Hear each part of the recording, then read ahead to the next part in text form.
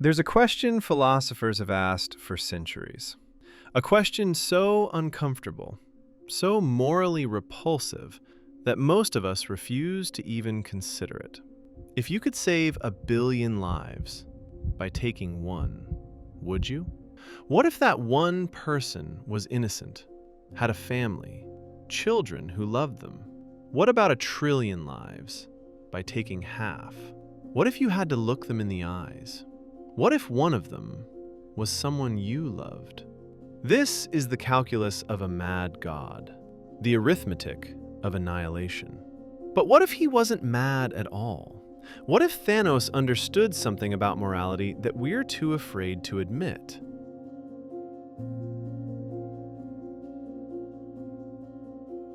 Before Thanos became the Mad Titan, before the Infinity Stones, before half the universe turned to ash, he was something else entirely. A scientist, a scholar, a man who saw what no one else would see. Titan was dying. Overpopulation, starvation, collapse. And Thanos had a solution. Cull half the population. Random, dispassionate, fair to rich and poor alike. They called him a madman. They rejected his proposal. And Titan died. Every single person. Not half, all. Because they refused to sacrifice half, they lost everything. Here's what makes Thanos terrifying. He was right. Not morally right, not ethically right, but factually, mathematically, undeniably right. His prediction came true. His math was correct. This is the philosophy of utilitarianism in its purest form. The greatest good for the greatest number. Maximum happiness, minimum suffering.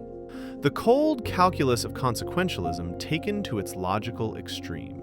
It's a philosophy that has haunted humanity since Jeremy Bentham first proposed it in 1789. Since philosophers have been forced to confront the uncomfortable reality that sometimes the right action feels absolutely wrong. Let's talk about the trolley problem, a thought experiment that reveals something profound about human morality.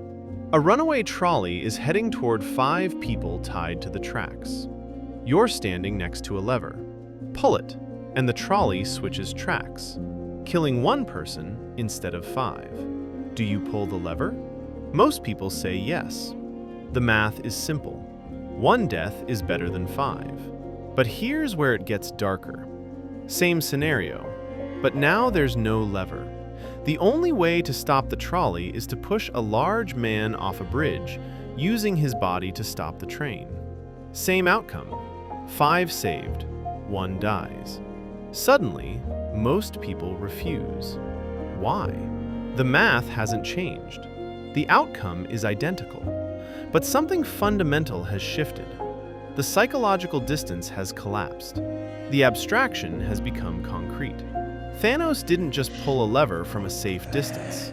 He snapped his fingers. He made the choice personal. He bore the weight of it. 3.5 trillion souls. And this is where philosophy meets psychology, where the question stops being, what should someone do? And becomes, what would you do? Most of us prefer the lever. We prefer drones to soldiers. Economic sanctions that starve children in countries we'll never visit. Supply chains that hide the suffering that makes our lives possible. We prefer the abstraction. Thanos chose to watch. Vormir, the altar of the soul stone. A soul for a soul. Thanos brought Gamora, the daughter he raised, the daughter he loved. And here we see something most people miss. Thanos hesitates. His face contorts. Tears run down his face. This isn't the action of a psychopath. This is a man doing what he believes he must, despite the cost to himself, despite the piece of his soul he's about to destroy. Immanuel Kant would call this pure evil, because Kant believed in deontological ethics. Actions are right or wrong not based on outcomes, but based on duty, on principle. Killing is wrong, not because of the consequences, but because human beings have inherent dignity. They are ends in themselves, not means to an end. Thanos violated this principle. He treated 3.5 trillion beings as a means to save 3.5 trillion more. But here's the uncomfortable truth. We do this every single day. Let me ask you something. How many people died so you could have your smartphone? The cobalt mines in the Congo where children work for dollars a day. The factory workers who install suicide nets because conditions are unbearable. Your cheap clothes? The garment workers paid starvation wages. The factories that collapse, killing hundreds. We live in a world where the suffering of the few enables the comfort of the many. We just don't snap our fingers. We outsource the violence. We make it invisible. Thanos at least had the integrity to watch, to bear witness, to carry the weight. When the Avengers find him on his garden planet, he's not celebrating. He's not building monuments. He destroyed the stones. He could have become a god. Instead, he removed the temptation to undo it. He made his choice irreversible. And he sits alone with what he's done. This is not a villain savoring victory. This is a man living with the consequences of his philosophy, bearing the burden of his own logic. Here's why Thanos terrifies us. He forces us to confront a question we've spent centuries avoiding. Is there a number where the math becomes moral? If killing 1 to save 5 is debatable, what about 1 to save 1 million? 1 billion? 1 trillion? The Avengers don't defeat Thanos with a better argument. They defeat him by refusing to engage with the question, by asserting that some things are more important than math. Tony Stark snaps. He uses the stones. He makes a choice that costs him everything. But here's the crucial difference. Tony sacrifices himself. Thanos sacrificed others. And maybe that's the answer. Not that sacrifice is wrong, but that we can only ethically sacrifice ourselves. We can only volunteer our own suffering. The moment we decide someone else should die for our vision of the greater good, we've crossed a line. We've become Thanos. We've confused our certainty with righteousness. Thanos believed in balance, in sustainability, in facing hard truths, in making difficult choices. And here's what's truly unsettling.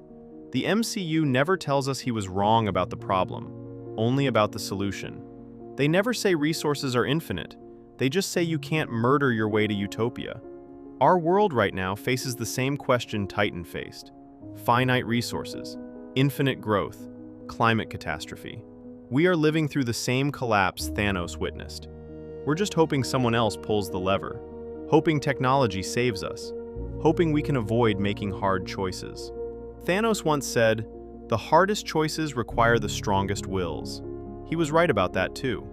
The question is, will we find a way to make those choices without becoming him? Will we discover solutions that don't require us to choose who lives and who dies? Or will we, like Titan, refuse to answer until it's too late, until nature snaps its fingers and the decision is taken out of our hands? Thanos represents our darkest fear, not that a monster will destroy us, but that someone will be right, that someone will see the truth we refuse to acknowledge, and that we'll hate them for it, even as we benefit from it. Sometimes the most dangerous villain isn't the one who's wrong, it's the one who's almost right, the one who forces you to question everything you believe, the one who makes you wonder if maybe, just maybe, you understand.